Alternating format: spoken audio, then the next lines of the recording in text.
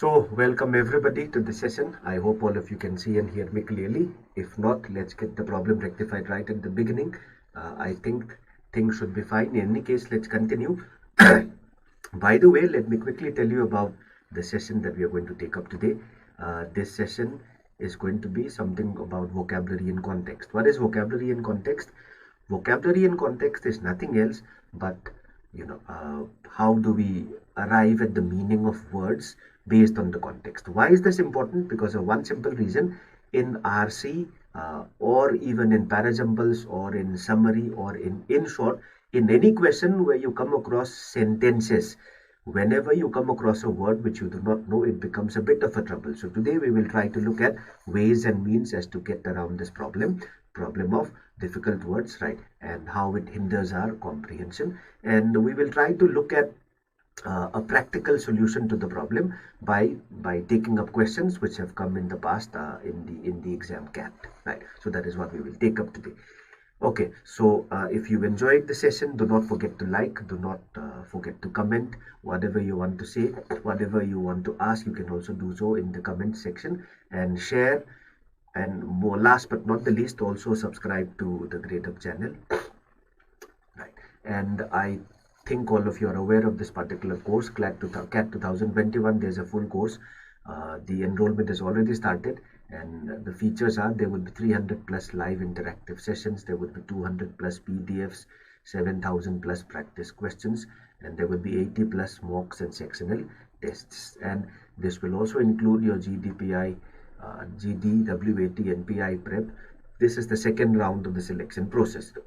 So you can always contact this number for counseling, to inquire and to find out about further details, right? So very good evening to everybody once again, right? So as I was telling you, difficult words would be a major hindrance in comprehension, and comprehension is required in every kind of question, be it passages, be it parajumbles, be it summary, be it fill in the blanks. It is there in every context, right? And in many cases, one can rely on the context. So this is something like a skill, right? One will have to, look at words which occur in and around that word and try to find out what it means. So in short, it is the context that will help us decide that. So to be able to arrive at the meanings of words in the context, right, you just have to follow 3-4 simple things. Number one, read not just the immediate vicinity. Meaning, let's say if you come across a word in the sentence, right, most people try to look at only that sentence which contains the word. Focus not only on that sentence, focus a little bit around, right? Focus probably on the whole paragraph. What does it want to say? And second, spot the keywords.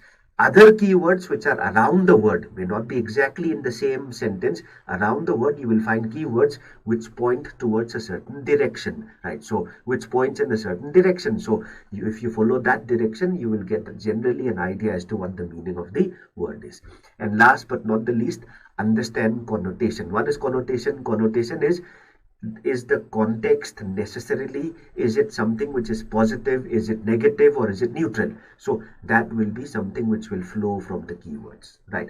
Let's do one thing without too much of theorizing. I will show you a context, right? And this is from a passage in CAT 2008. So this passage I have taken from a passage in CAT 2008.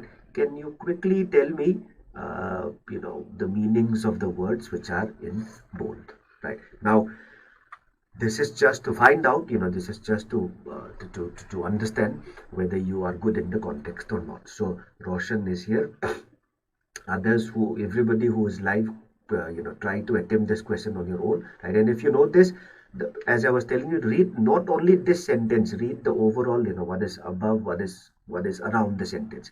And if you notice, here we are speaking about not a 4-cent pie, but 2. So we are speaking about something like an edible thing. It is about eating. So cone and pie. So it looks like ice cream. So these children, what do? They have 2 ice cream cones, one in each hand, right? One in each of the hands, and they They expertly moved their head from side to side. They licked first, then the other. And this liturgy, so everything, what is this liturgy? This basically describes this process.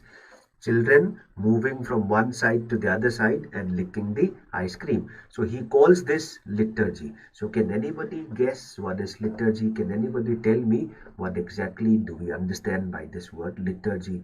Those of you who know the meaning of the word liturgy will understand, but let's say you do not know, you can still guess it, right? See, is it, how does the author, how does the author view this particular, this particular action, right?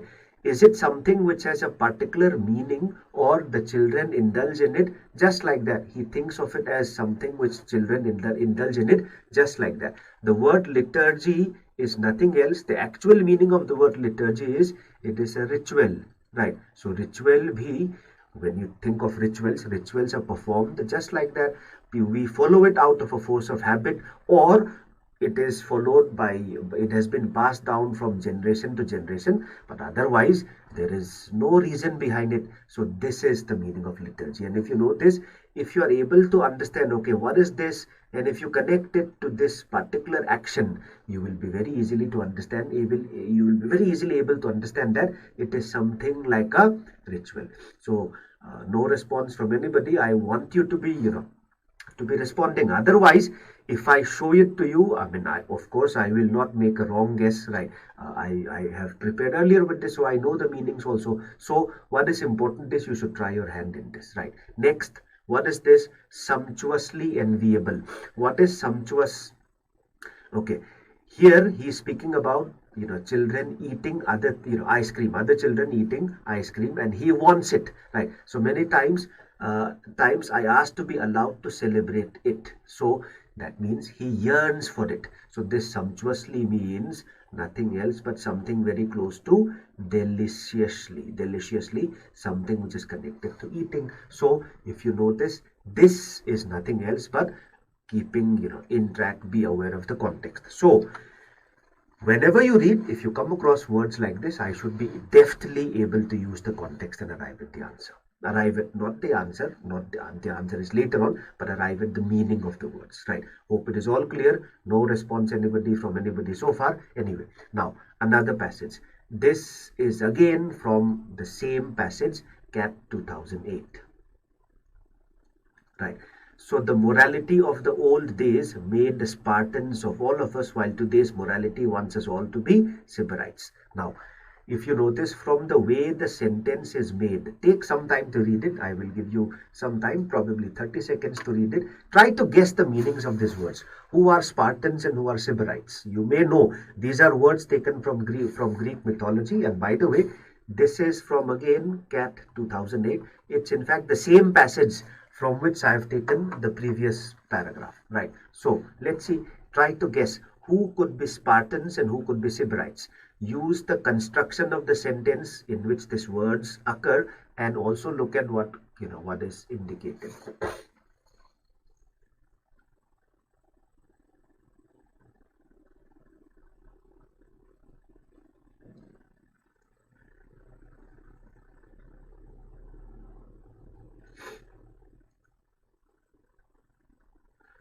Right, so pay attention to the key words, the key ideas. Can you guess who are Spartans and who are Sybarites? If you know, you will know. Otherwise, you can guess, right? Okay, right.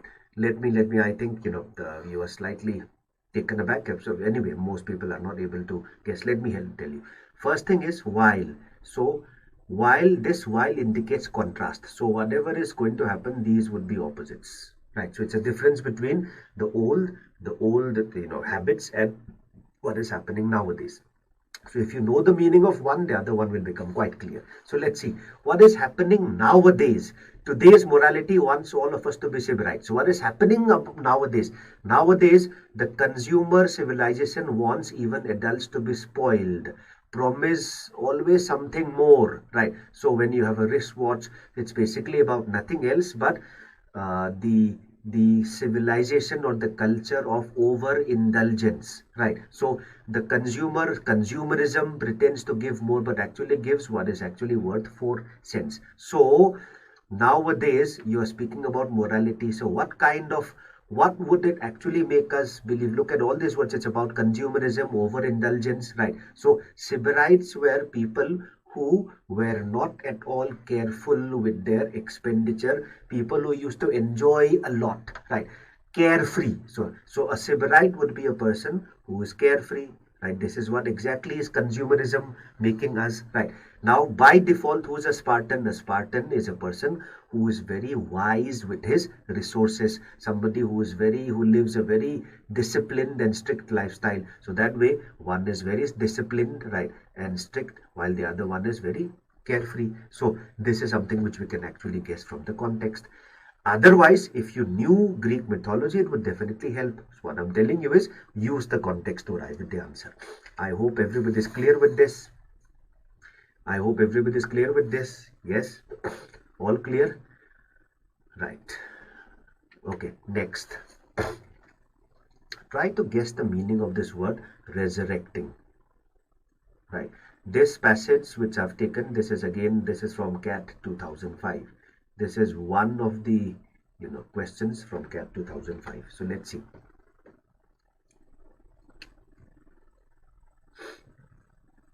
This is not even a paragraph. This is like 2 sentences. So take some time and you can probably guess the meaning of this.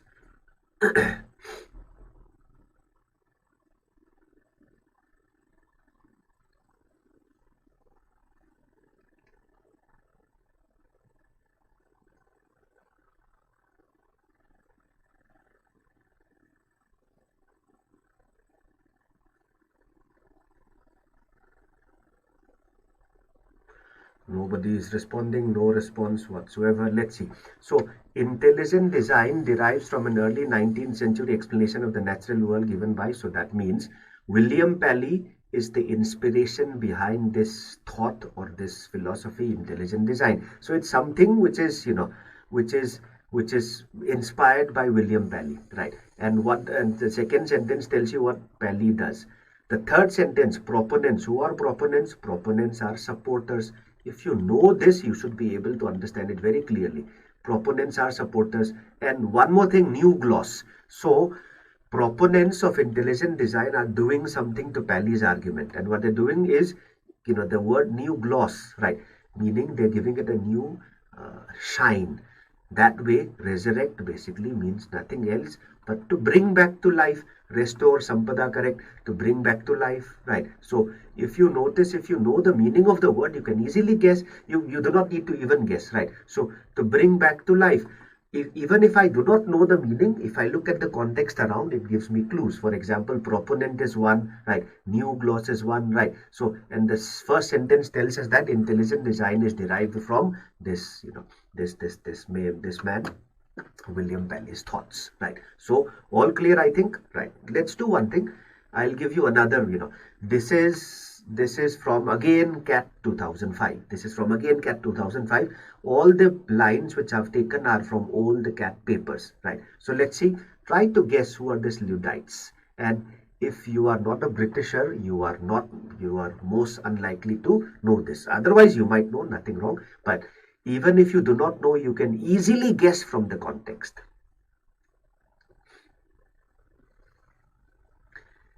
Right, guess Nikhil Singh rebirth. He's, you guessed about the previous sentence, previous word, and Sampada also, previous, try your hand in this also, right? So, guess the context, guess from the context, use the context and derive what could be possibly the meaning, right?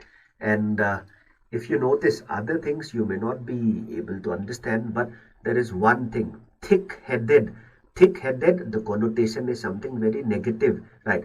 It means stupid, right? Stupid and stubborn. So it comes with the sense of somebody being stupid or stubborn, right? So Nikhil Singh thinks lunatics. Very close, not exactly a lunatic. Let me give you the clues. There are 2 clues. Seen as thick-headed, so it's going to be a negative word, right? And what do they do?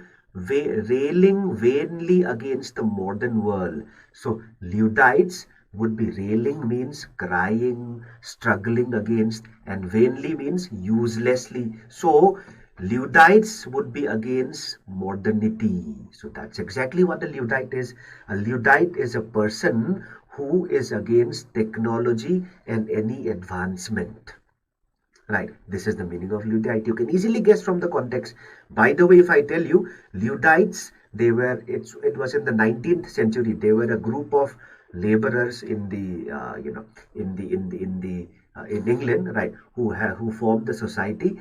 They were fighting against the introduction of machines, right, which undermined the skill of the laborers, undermined not only just the skill and eventually the laborers. So that is the case, right? So it was a community. So Nikhil Singh, so yes, you can say dogmatic people, but dogmatic in a way that they are against any new technology, any new development, right? So can we guess from the context? Yes, that's exactly what we have been doing so far. So that's what I was trying to tell you. This is a skill which requires some amount of confidence. Of course, confidence will come with a lot of reading, right? So let's do one more thing. Let's try some, these are from CAT 2005. Again, these are like questions. So choose the most appropriate replacement for the highlighted words. So there are some options also. This blank is a word. So do not worry about the meaning of this word. Think of it as a blank and think of what will fit in the, you know, think of what will fit in this blank, right? And if you want, I will explain the context very clearly now. And by the way, this is something, this is a, if you watched my classes, some time ago, 1 or 2 days ago, I had taken up this same passage to explain something. Women squat heads covered beside huge piles of limbed fodder and dash oil lamps, and just about all the cows in the 3 towns converge upon this spot. So what does it mean? If you notice, so what kind of an atmosphere is this? Women squatting on the ground, heads covered. There is fodder. Fodder is, food for the cattle, and there are cows. So in such a place, the kind of oil lamp that is burning, will it be shining? No. Will it be bright? No. Will it be effulgent? No. Best answer is sputtering. Right. One of you is saying Ayunas. The Ayunas, that's not your name, I know. Right. Verbal section of IFT. Dekho, Ayunas, I can only tell you briefly. As far as IFT is concerned, the one thing which we have to be careful about is the length of the paper, right? So there is compare it to ZAT and CAT, it would be like time would be in comparison. Time, in terms of the ratio, the term in terms of the questions given, time would be less, right? And so what you need to do is in IFT, right, quickly focus on solving the questions which can be solved very easily, like fill in the blanks, vocab based, grammar questions, right? In fact, they will come in one section. And in such questions, you should not waste a lot of time. Where you need to invest time would be in parajumbles and in RC. In RC, you are likely to come across around 900 words. Generally, ऐसा ही होता है, right? And there would be around 4 passages. Do not believe or do not think of attempting all the passages, right? So if since there is no sectional time limit, you should think of giving English the appropriate time, right? And also understand that in GK, right, you will simply think of using minimum time in the general awareness section, right? So best answer is, so that was for verbal section. And Ionas, again, to come again, focus first, solve those questions which are shorter, like vocabulary, right, like grammar, then move on eventually. And do not think of attempting all the passages, right?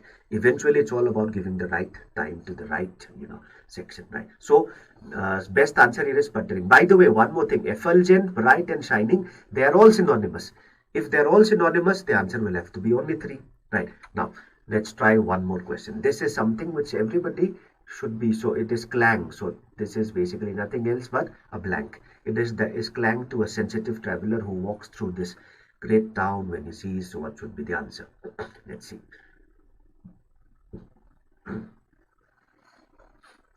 Again, this is from CAT 2005. The passage which I'm looking at right now, this is from CAT. This is from again CAT 2005.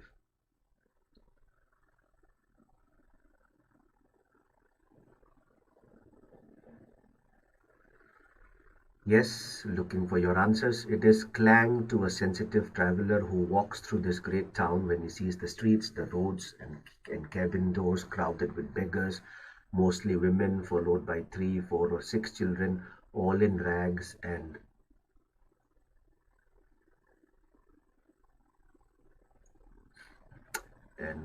importuning. What is importuning? There are many words which will help you, right? So some of you have probably answered. Nikhil Singh thinks the answer is 4. Sampada thinks the answer is 3. Let's see, right?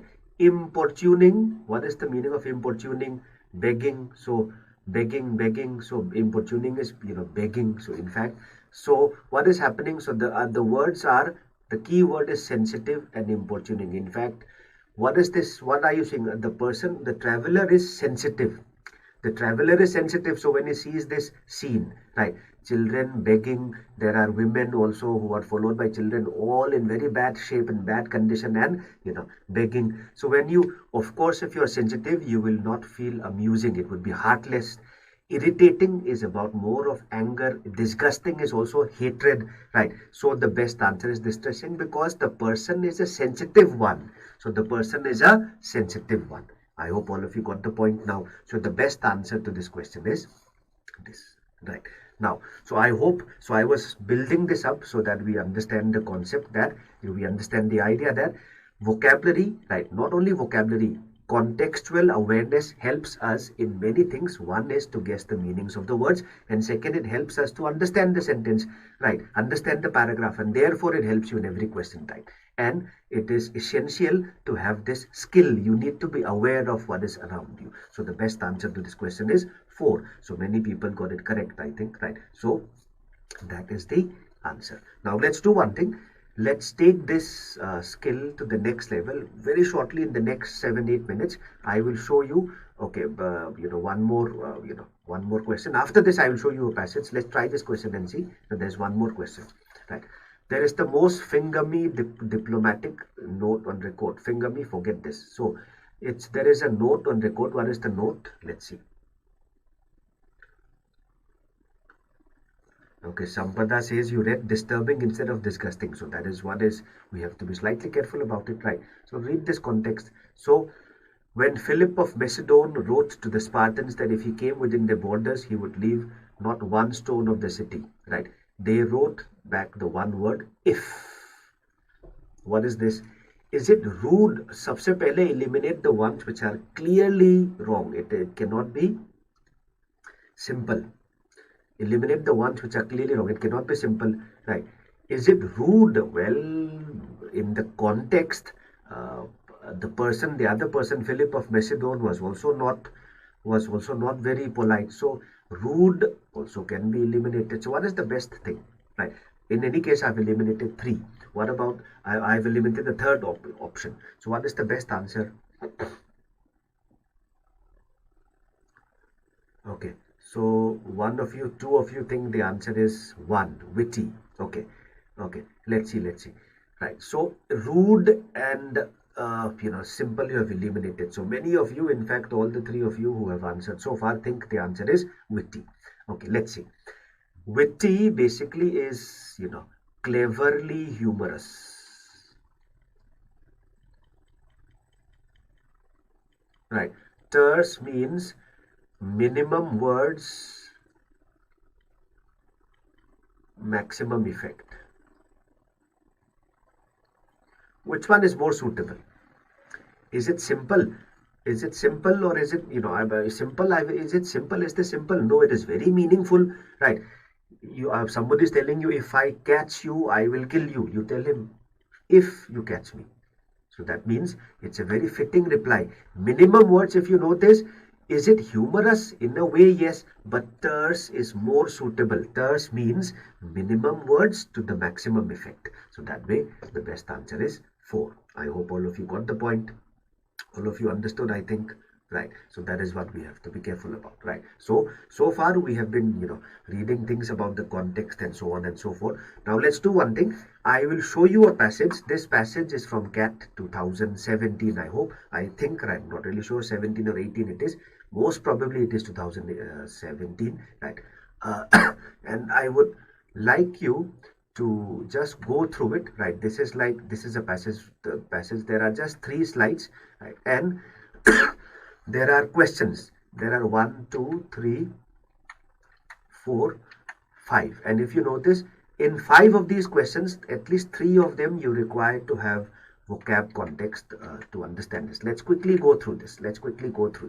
Right. There are 3 slides. I'll just show you the slides, 30 seconds each per slide, and then we will move on. So try to apply the context. Let's see. And by the way, let me tell you one more thing, right? So 4th question, when you scan the question in paragraph 4, the fabric of elephant society has effectively been frayed. This can be answered straight away, right? In fact, this can be answered straight away, right? And by the way, okay, in the first paragraph, Bradshaw uses the term violence to describe the recent change because. So this is again based on how a particular word is used, right? And question number 5, you can straight away answer from this question, from this part, right? Look at this. I hope all of you are reading it. So 5th question was about why does he use the word violence to describe the relation that elephants have with human beings? Can be answered here. Right now, I use the term violence because of the intentionality associated with it, both in the aggression of humans and at times the recently observed the behavior of elephants. Now, since we are dealing with a particular context, let's first try to answer question number 5. All of you, please pay attention to this question. Now, I use the term violence because of the intentionality associated with it, both in the aggression of elephants and at times the recently observed behavior of elephants, right? So this will be enough to answer question number 5, but still it would not be very good to approach it like this. Let's read the entire sentence keeping in mind this context, right? I hope all of you are through with the first slide. Everybody is through with the first slide, I hope. Yes. Okay, I am changing the slide. So there are 3 slides. I will give you, around 45 seconds each.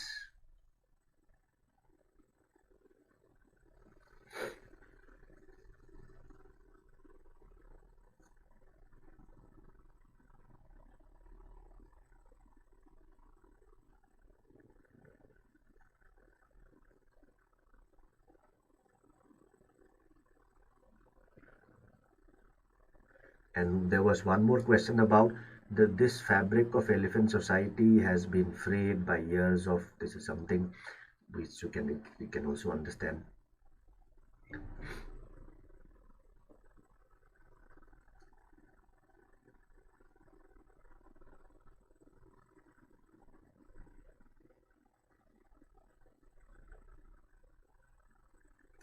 "30 seconds up." I have been giving it to you 45 seconds. Then we will move on to the next slide, and then we will try to answer the questions with special focus on the questions which are about vocabulary. Let's see.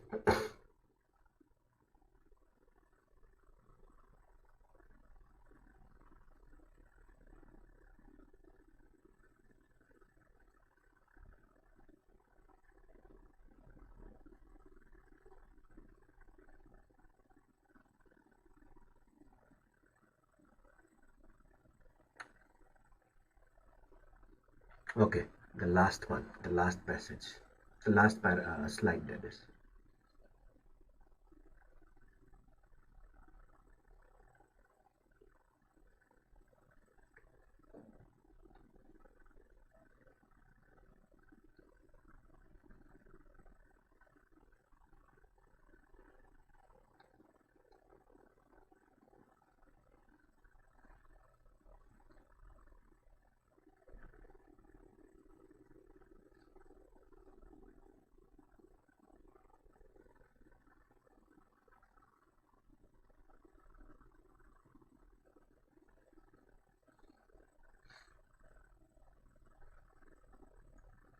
Right, I hope everybody is through with this, right? So let's see, right? Let's try to answer the question which we which is connected to the to specific parts, specific context. Let's see.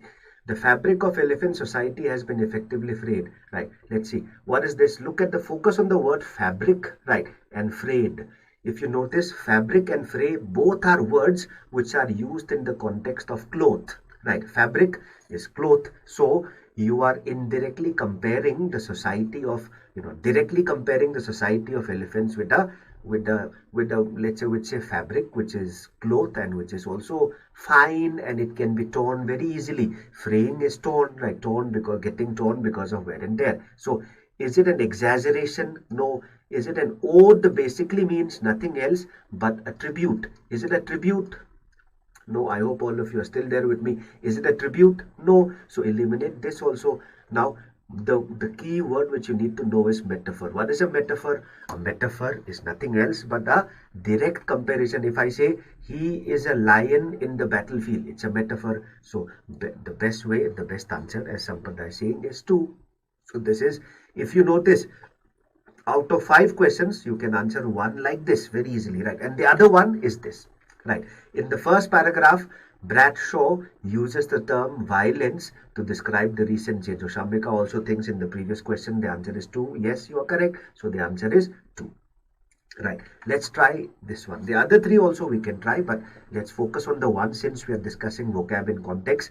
Let's focus on the vocab in context questions here. So in the why does the author describe the word? Why does the author use the word violence to describe the change in human and elephant relationships? If you want, I will show you that part again, and then I will quickly ask you the question. So now I use the term violence because of the intentionality associated with it. This is the key word, right? Both in the aggression of humans and at times. So it is the intentionality that is the reason behind him using the word violent, right? So using the word violence, what is the answer? So why does he use the word violence? Because of the intentionality. So describing human-elephant relationships, he has used the term violence, and he does it because of the intentionality. Everything depends on the meaning of the word intentionality. What is the answer? What is the answer? Intentionality.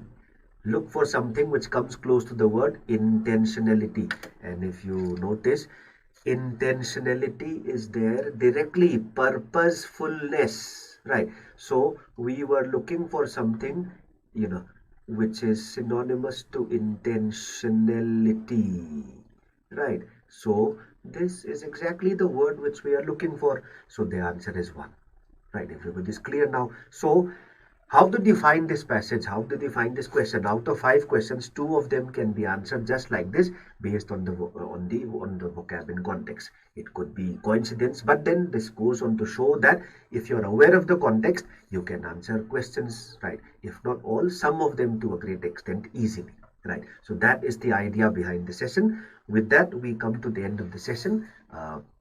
We will, continue with the series like this, where I will discuss, small snippets of strategy, small snippets of knowledge like this. And before we end for the day, let me quickly tell you about the benefits of subscribing to Gradeup Super, right? What is Gradeup Super? Is that subscription that you already know about. You will have complete access to all the running and upcoming courses of not just CAT but other entrance exams also. So in short, you do not need to purchase separate courses for different MBA exams, right? So Gradeup Super subscription you can take according to your need.